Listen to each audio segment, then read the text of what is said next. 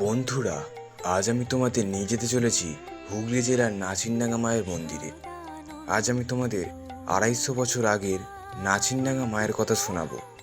নাচিনডাঙ্গার কালীমা, যার নাম শুনলে মনে আসে যে এত বড় একটা জাগ্রত দেবী, যিনি কিনা ঘটে প্রতিষ্ঠিত। আনুমানিক ২৫০ বছর আগের কথা, যখন নাচিনডাঙ্গা গ্রাম শুধু ঘন বনজঙ্গলে ভরা। ঠিক সেই সময় বর্বর ইংরেজদের অত্যাচার অসহায় ভারতবাসী আর সহ করতে পারছিল না।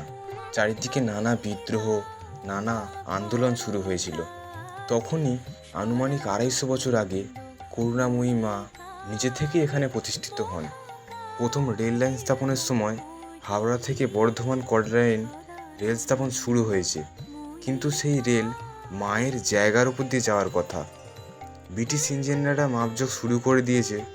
ঠিক সেই সময় মা স্বয়ং বলতে চান যে মায়ের এই জায়গা বাদ দিয়ে অন্য জায়গা দিয়ে রেল লাইন স্থাপন করা হোক, কিন্তু ব্রিটিশ অফিসার জোর করে ওই জায়গা দিয়ে রেল লাইন স্থাপন করার নির্দেশ দেন।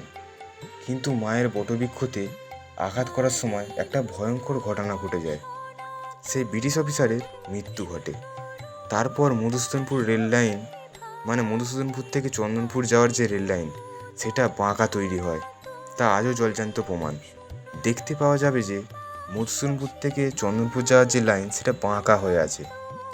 ঝড়, জল, বন্যা সব কিছুকে উপেক্ষা করে কঠিন কষ্টে করুণাময়ী মা ভক্তদের নানা বিপদ থেকে উদ্ধার করে আজও।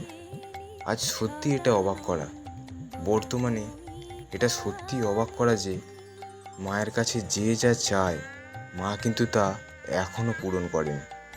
প্রতি বছর মায়ের পুজো হয় বাংলার ২৬শে বৈশাখ, ১০ই মে।